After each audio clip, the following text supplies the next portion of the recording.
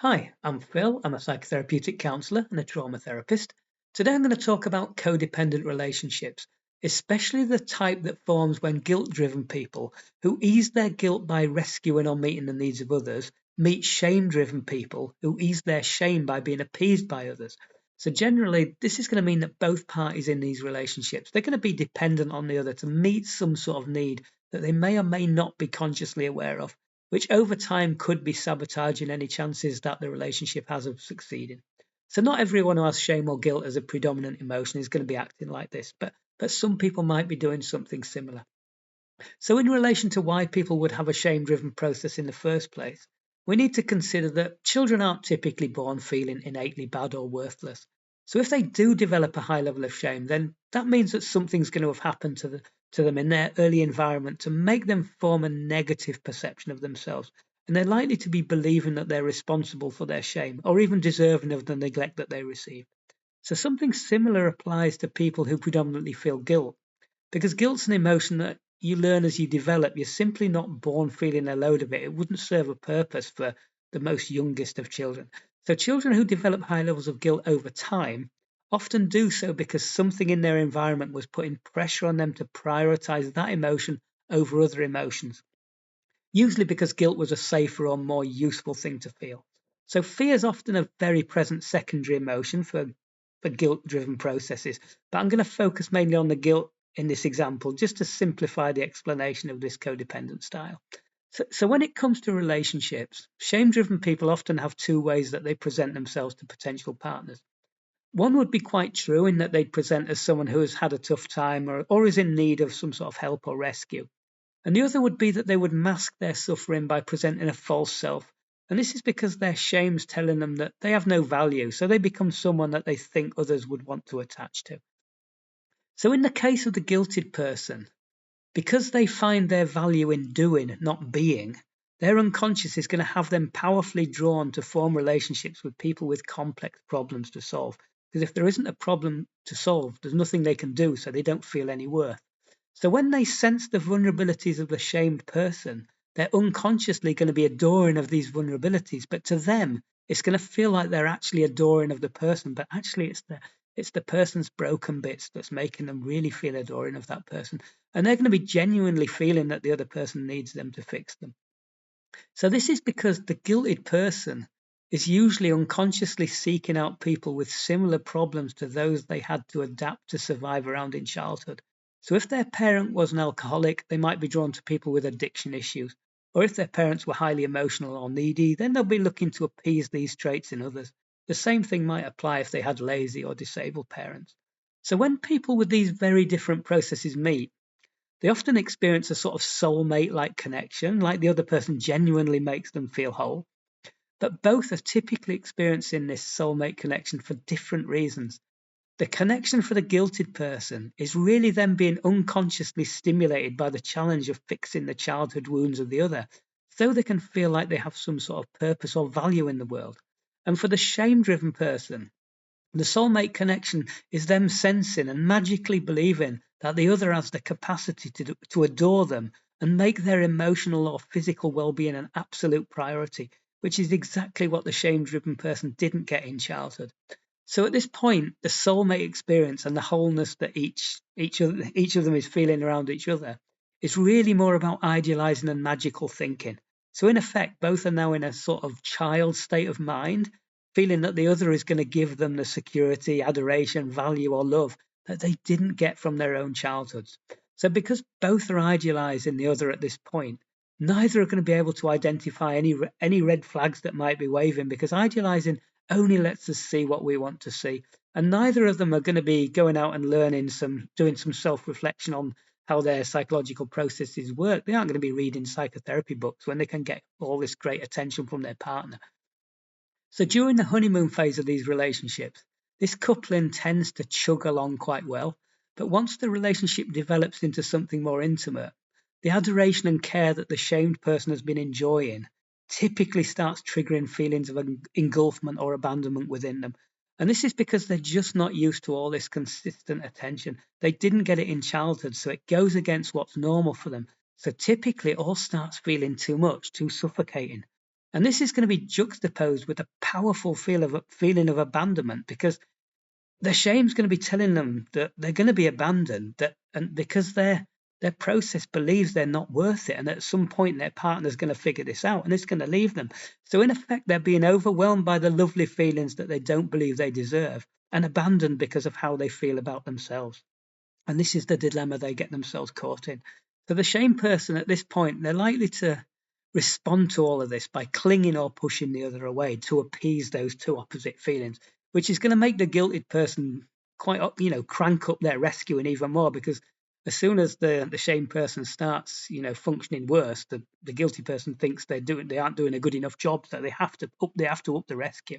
So at this point, the guilted person is going to be totally oblivious to the fact that it's their rescuing that's now triggering the feelings of engulfment and abandonment in the other. And that's the really hard thing for the guilted person to get their head around, that they're doing too good a job at mending the person. And because they're doing that, that's what's causing the problem.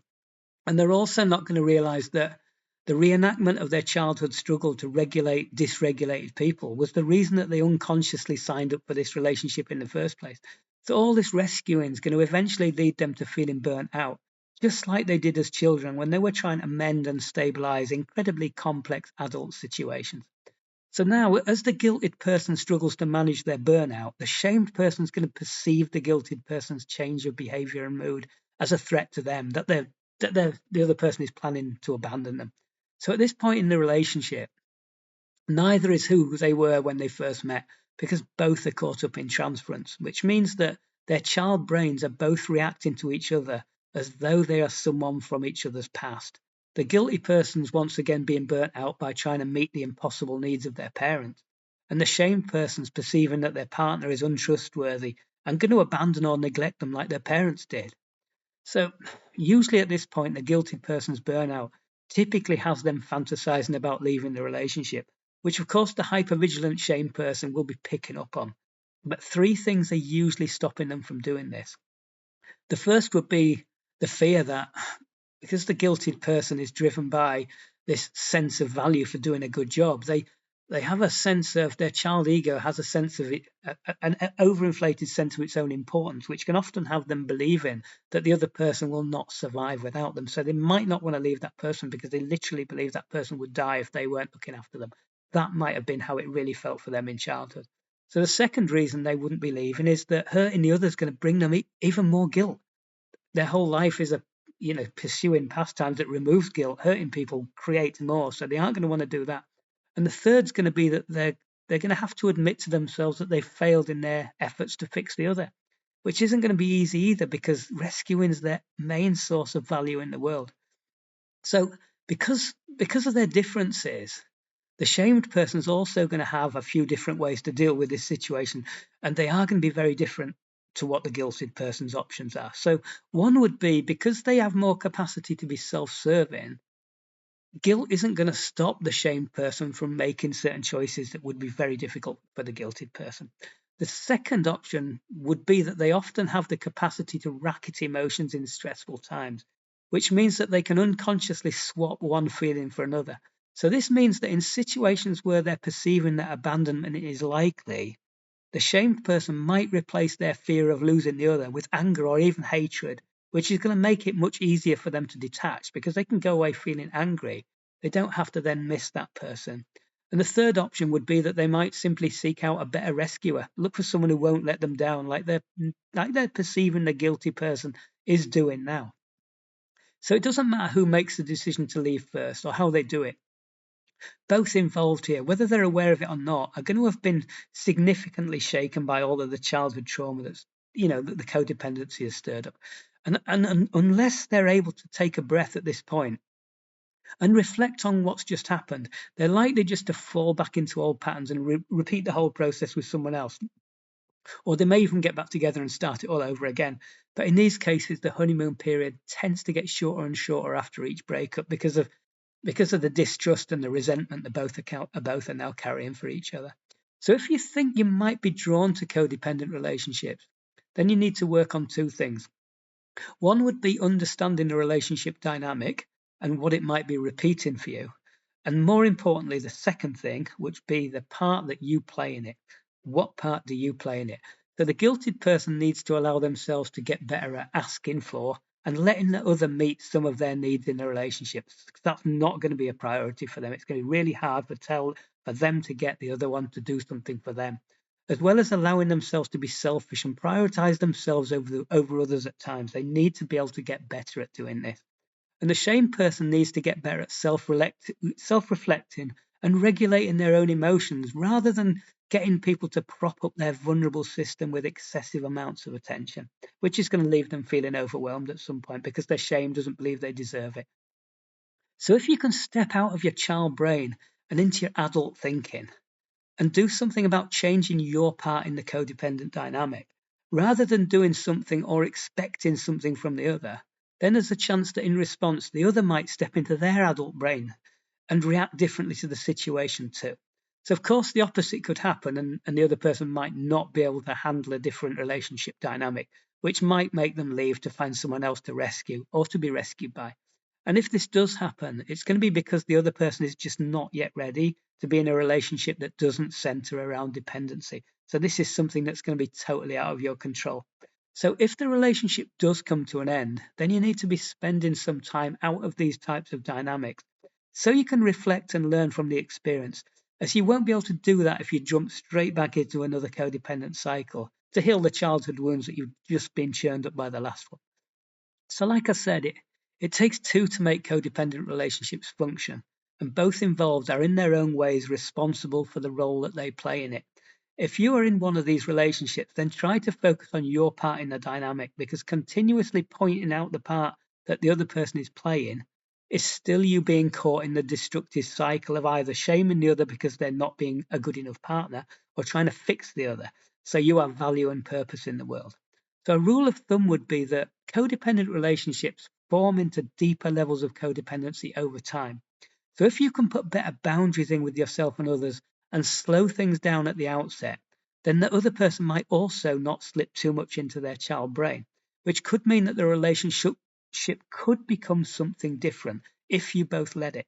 Yes, you're going to have to sacrifice some of those amazing soulmate feelings that you'd normally be getting in the idealizing phase, but that was never what you thought it was in the first place. That was not real. That was just your codependency forming and your child brain basking in its happy ever after fantasies. It was believing what the codependent dynamic was forming was actually a lasting relationship when it wasn't. It was a reenactment of childhood hopes.